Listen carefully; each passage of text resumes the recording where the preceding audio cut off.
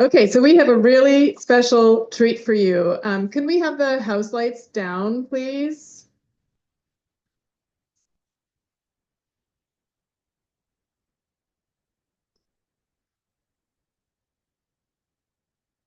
Okay, there we go.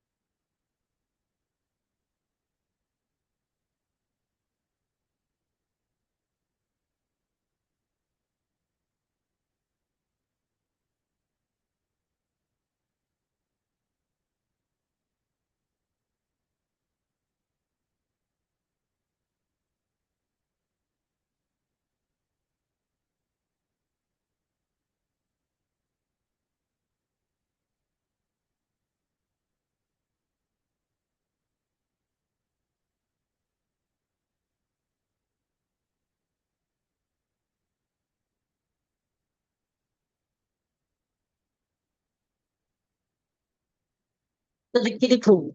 Up with Prosecco, get the LEDs on, need the spectacle. Gotta be the one last week. Let's get a record. If you're trying to be a go-getter, you gotta go and get it. For desperate pleasures. Some legitimate headlines. Posting crossword Simpson. The camera speeds, copyrighted reading. Ought to be a good number. Providing 3, 2, 5. And busted on a hot. It's a hurricane. Then the other words like grace. When they flow, a hurricane party, go to 619, DJs, oh, that you get the water all year. Looks like someone leaked the password. Too much tea to clean up, great disaster. Campaign manager comes, walks it backwards, but he's the one who tipped TV. Clever bastard. Shots fired and the gunshot. Stay. The other side puts kids in danger. Don't have don't argue, but that's what they always say. In front of the working girls puts his line. And lead it conducts the corner of the car. And we sound it's everybody having along the host of French Lord cash register. Because it's a hurricane and there's every other thing say. Life birthday. Then if you float a hurricane party, go to sex and party. DJ says don't hold your bed.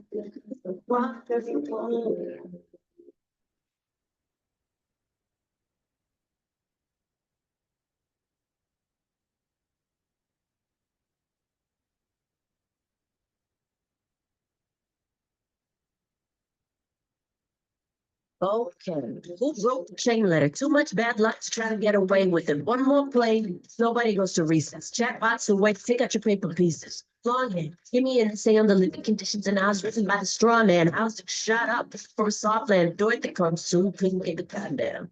Looking for a few recruits to do what must be done. So if you've got the heart and the thing with good boots, meet me at the food court by 420 lights. Hurricane party, 10 days, every other Wednesday. Live girls dance, dead men float.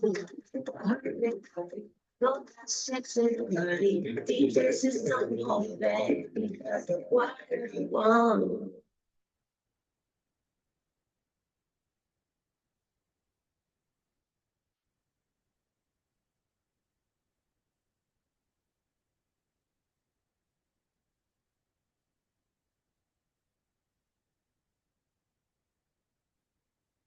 The adventure begins at Disneyland Paris.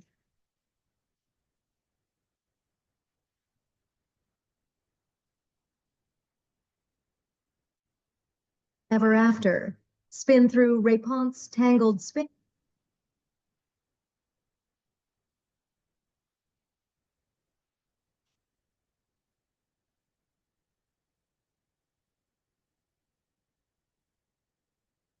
Bing, bing, check, check, fantastic.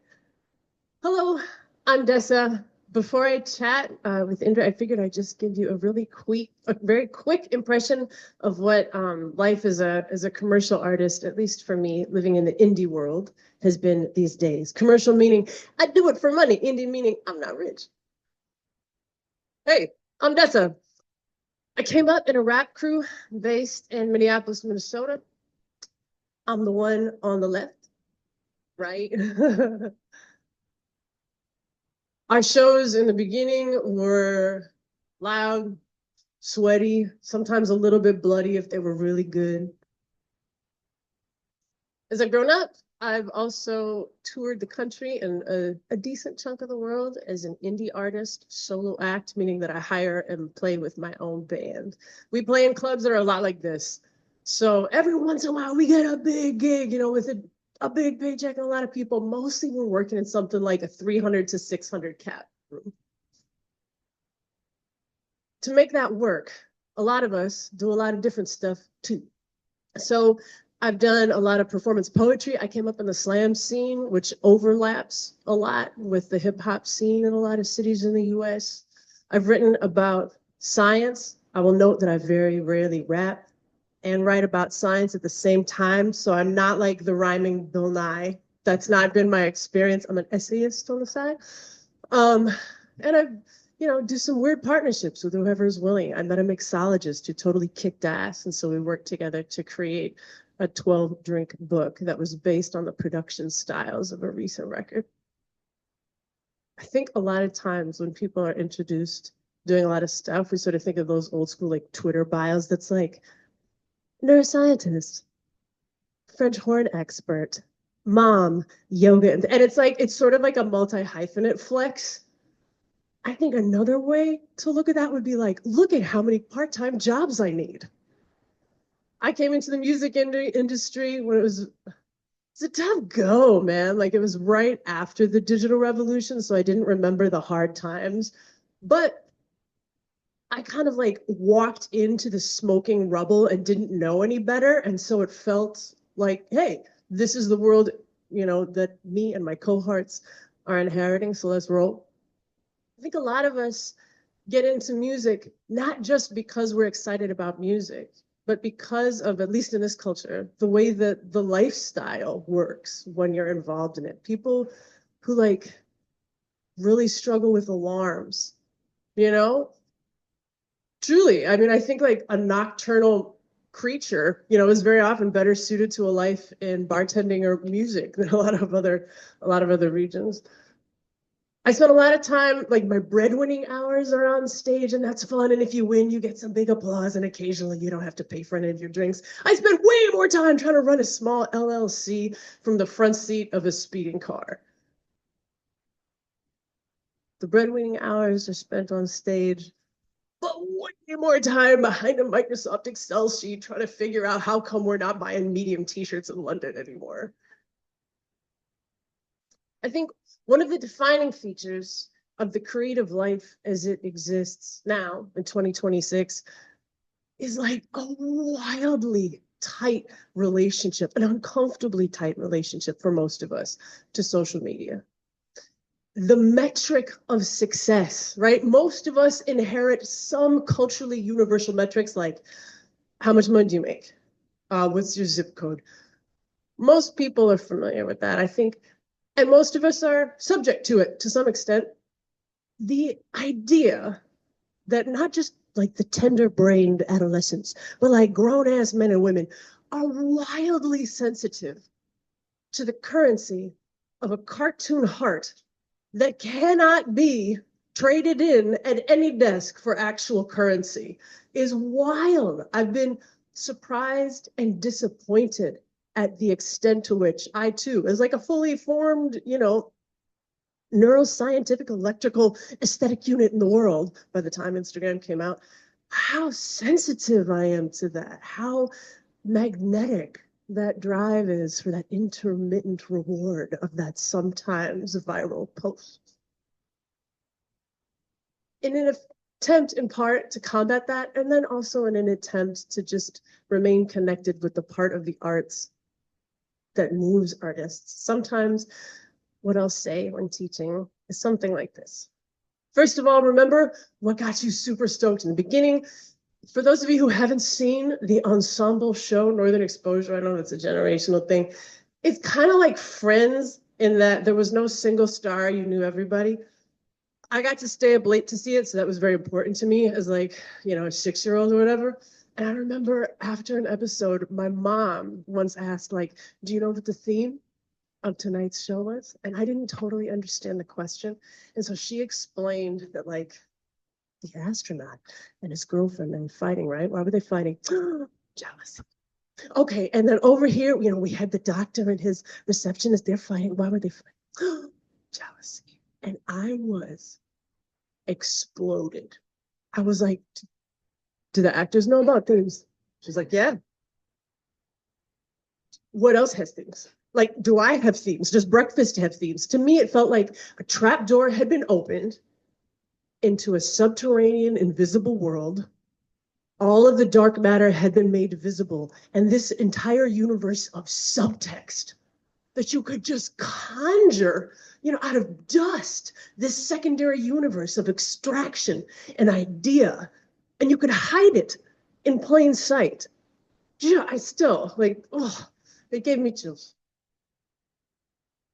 And then you hit the road and you're counting how many tickets in Portland and wondering if you could get the $20 early ticket up to 22. And you do find yourself, after a long time in the arts, kind of bummed out that you seem to be living less in a wonderland and kind of more at a slot machine. For me, my mid-career really big excitement happened late at night, drinking wine, watching a TED Talk by the biological anthropologist, the late Dr. Helen Fisher. In short, she studied a bunch of people who were heartbroken. I was heartbroken professionally for like 17 years. I had been in a really lousy relationship and tried to fall out of love for well over a decade, and almost 2. I made a lot of albums I was proud of. I was personally very ashamed of that, particularly like badass combat boot feminist, right? You are super hung up on a dude, like fully hung up. I found that very embarrassing. Essentially, based on her research, I thought, God, what an interesting alternate avenue of exploration. I'd always been interested in science since I was a little kid. Culturally, as we all know, arts and science in this culture seemed to be, there's a good distance between them, but I was stoked by the idea of being able to investigate something that I had been investigating and experiencing musically for a long time from a different angle. Once when I had written about the music of Corsica, I remember thinking, I think of Corsica the way a cartographer thinks of it. I think of it as a shape on the map. Corsicans think of Corsica the way you see it from the sea, right? They see the mountain is the most important thing in Corsica. And to me, that felt like a similar, distinct perception vantage point on a very well-known phenomenon. In short, I posted a tweet that said, yo, I will trade whiskey and backstage passes for access to an fMRI machine. I got one.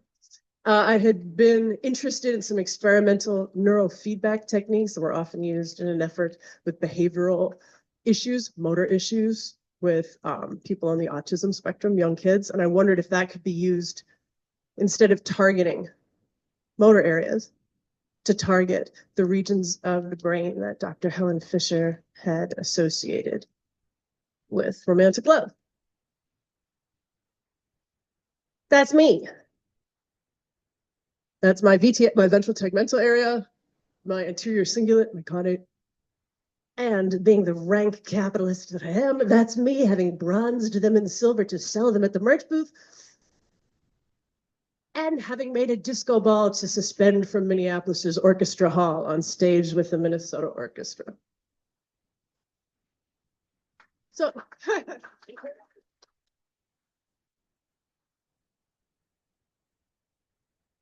but for me, I think it's easy advice to give. I admit it's been very difficult advice to take. In addition to trying to understand the metrics that we are given, essentially, when we enter our fields. How much money do you make? Did you get a promotion? Do you have like a business card? Where's your office? Corners is the best, right? Trying to at least complement that with a metric of my own design. And for me, it was like, yo, a night that ends in a stage dive. This was here in Philly. That's a night that was a win. No one's gonna ever ask me, right? Like, what's your per annum, like, what's your annual stage dive metric? But that's a killer metric for me, right? They don't happen all that often, but that is like an unambiguous signal. And I'm very well aware of the fact that sometimes the ease of measurement suggests a metric rather than its salience and its ability to accurately measure what's at play. I used to teach poetry, lyricism. The difference between a simile and a metaphor has never mattered.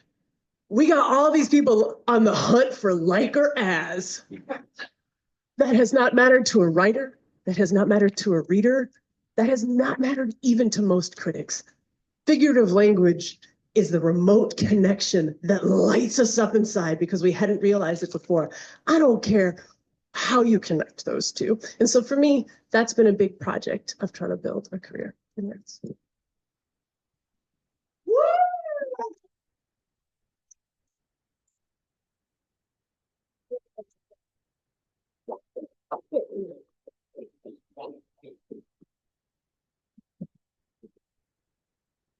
So we get the great pleasure of having Dessa here for the entire 3 days. I don't know if you noticed that, but I think a lot of you did. Can I just say how amazing that is? That you came and sat and listened and engaged. And that is so rare, I think, for someone to come and be so engaged. And so I just have one question. I have a lot, but the first question is, how do you know that it's a stage dive moment? Like, you look at the audience, like, what's the signal that you're responding to? Yeah. Okay. Part of it, so right now we have an inverse relationship altitude. Usually I'm up higher than you guys are, right? Because I'm in a club environment. Part of it just has to do with like, what is the concentration of human bodies? And if I sort of go like this, do you back up? Right? That's a negative signal. Yeah, I just received in real time a negative. Yeah, as soon as you turned around, he leaned in. Yeah. I got practicing to do. So listening to Talia's habits of mind and this idea that there are certain habits that we develop as through the training of being performers, and also in the process of learning how to be creative on demand, because that's essentially your job is you got to be creative when it's time to be creative. You don't have necessarily the luxury to wait for the idea to come and tap you on the shoulder. Do you have any creative habits of mind? Do you have any tools that you use to ensure that you can be creative on demand? I think reading about the importance of sleep, particularly in people who are working with like a diagnosis of, of being human, first of all, I suppose. Like sleep is just like mega important and you function better when you got some. So for me, like I remember having a conversation with my agent who was running tours, right? And we play almost every night. At least when we were young, we play 7 nights a week. Sometimes you'd sleep in the van in like a Walmart parking lot. And he was routing those tours based on how many miles apart the club were. And I was like, I want to route it on drive time because I don't care how many miles apart they are. I want to know if I can get there in 8 hours because that would mean that I can get my band at least 7 hours horizontal in the hotel that night. So if we're switching time zones, that's going to matter. If we're on a road that's a 55 mile per hour instead of a 75, or we've got a trailer limitation where we can't go that fast, I can't be on the road for 9 hours and tell my people I can get you in a hotel room with enough time to sleep for tomorrow's show. Wow.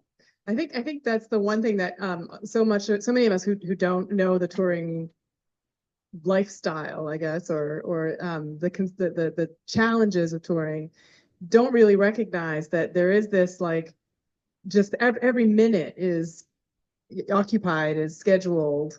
How in those and you do that for weeks, months at a time? How do you maintain a kind of just all the other kind of breathing things that humans need to do when you're on the road? Yeah, I think, for me, I tour a lot less, and that's probably part of it. I think you've got, like a lot of extra metabolic gas in the tank, in your 20s. So living a standard deviation off the ideal mean of perfect health, you can run with that.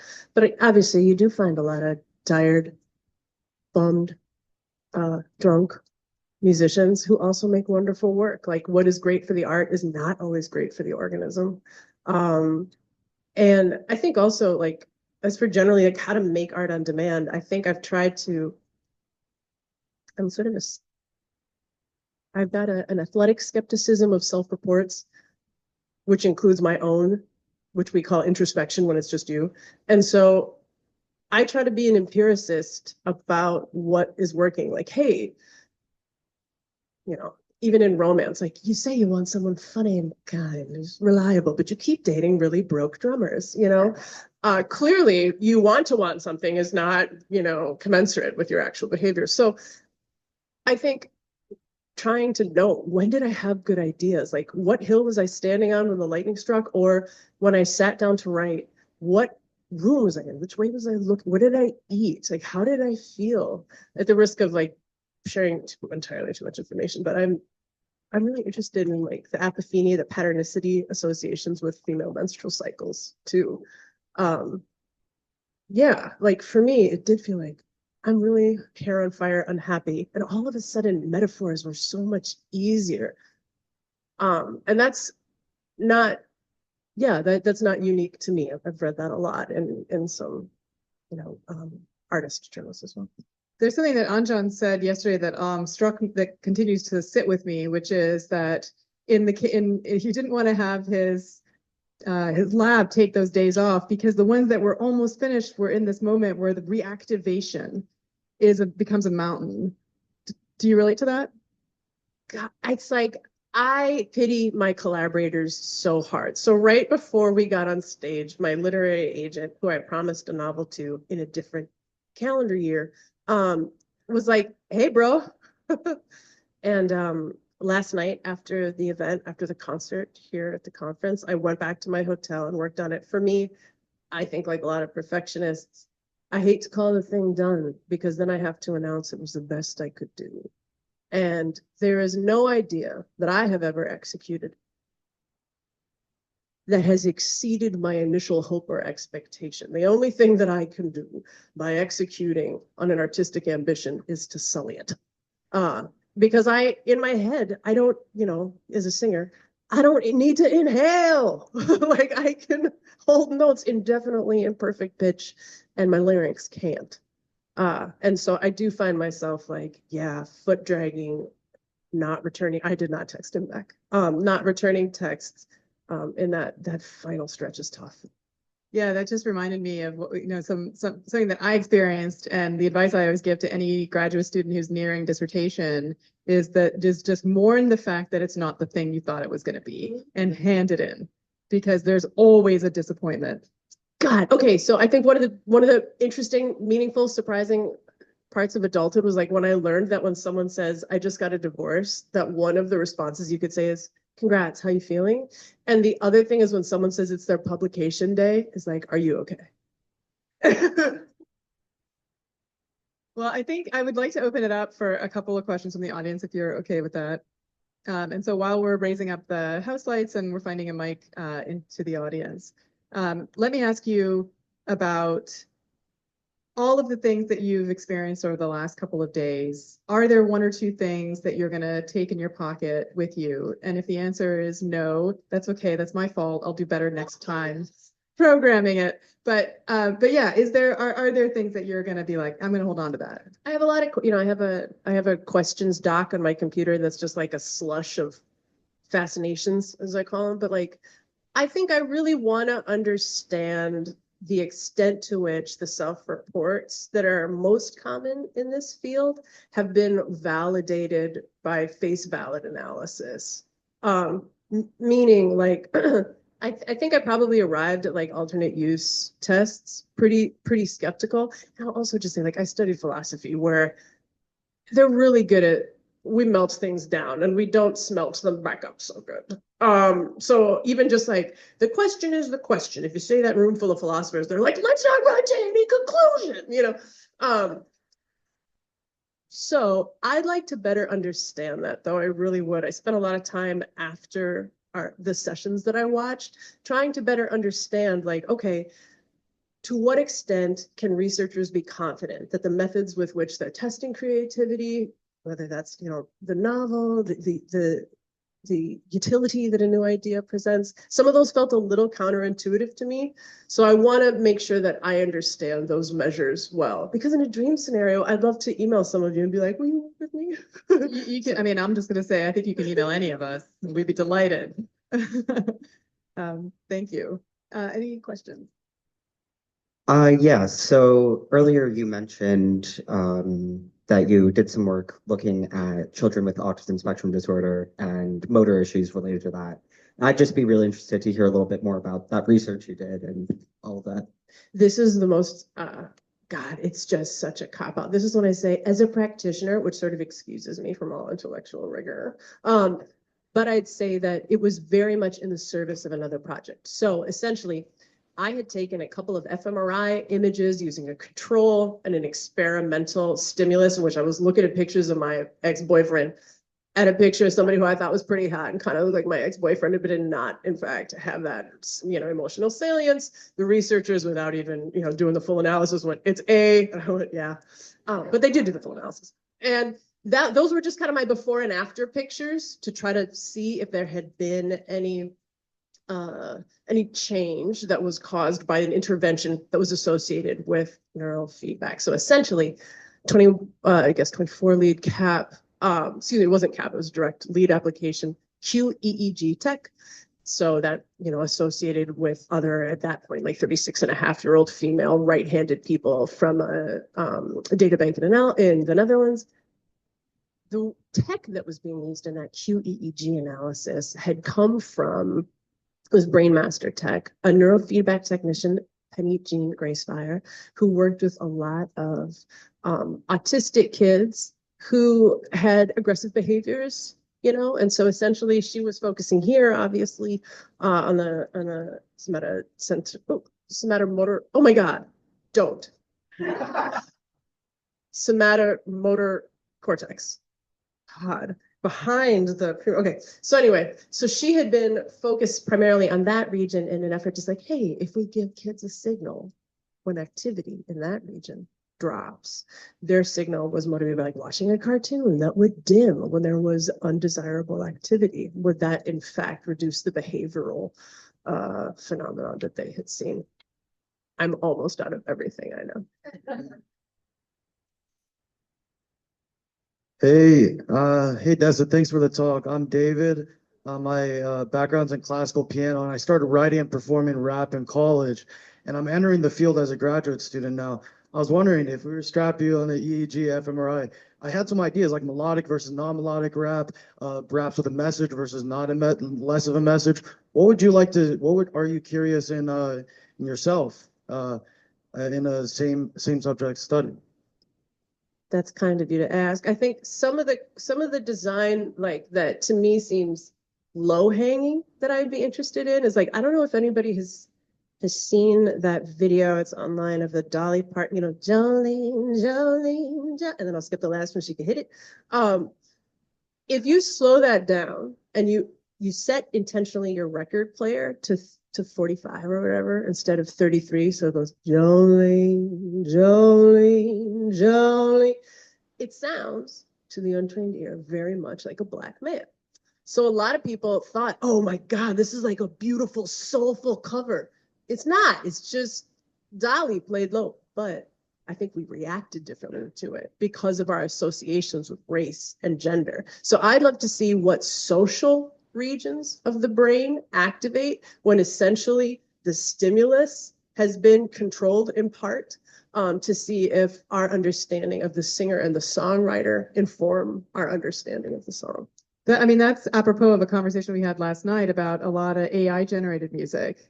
And I've always felt like, I think there's a bit of a fad, but I don't go to listen to music for the actual physical stimulus. I go to listen to the music because of the musician behind the art. And I think for a lot of people that is true. I think we see it in our studies that you go to a live performance, it is a different experience.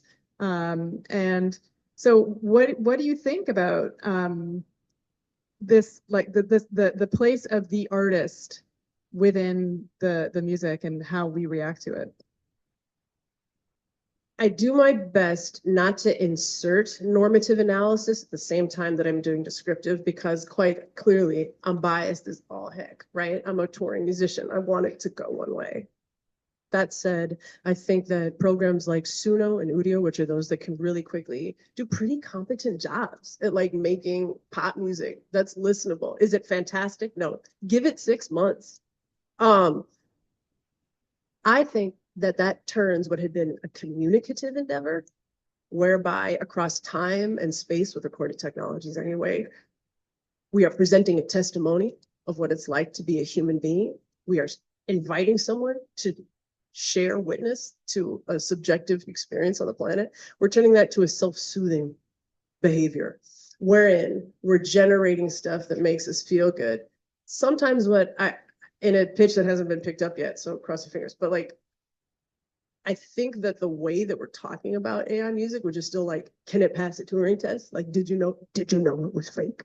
I think that's pretty short-sighted. I think that the more interesting analogy for me is like when I think the falling birth rates in Japan and the thriving sex toy market. The question isn't like, the question is like, are they relating to each other, or has there been an introduction of a synthetic product that removes the onus to meet certain human needs by communicating with other people? Well, Dessa, thank you so much for being here. It was absolutely a pleasure to have you.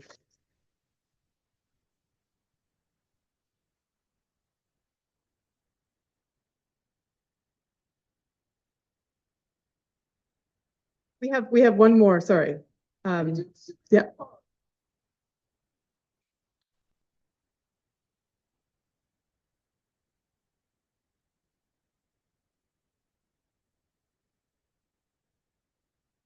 Everything when it was unsure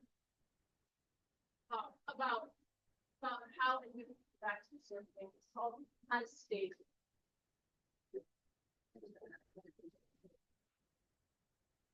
Attention to your posture while singing and practicing guitar. High school is a great time to start. As your first open mic, speak and sing more slow than Phil's Madison. Time moves differently. A homeless show in coffee shops or rec centers would be the most important to your career. Shy kid in the back goes up towards the water. Arrive on time. Finish the headliners. Not drink anything expensive backstage unless you want. Stand by the mercy advantage. 12 and you have a Sharpie in your hand for somebody to ask for an autograph. No line. Parents of aspirin, allergy medicine, and toxin. This will don't go round. No one is named face soundly. Thank you. Do not trash green. Little clubs are owned by the same people who own big clubs, and you will have to come back to Omaha. I am people that you trust. Keyboard to be learned. Character cannot. Yes, don't she send? Can you make a hotel money? Do it once and then cut it out. It's like Grace is not on everybody's phone. Don't blow it in that heavy. The band will notice. Talk about it. You want to have the band will be loud. Bring the cash, the laptop will drive, and it's the money. When your name is on the marquee, take it.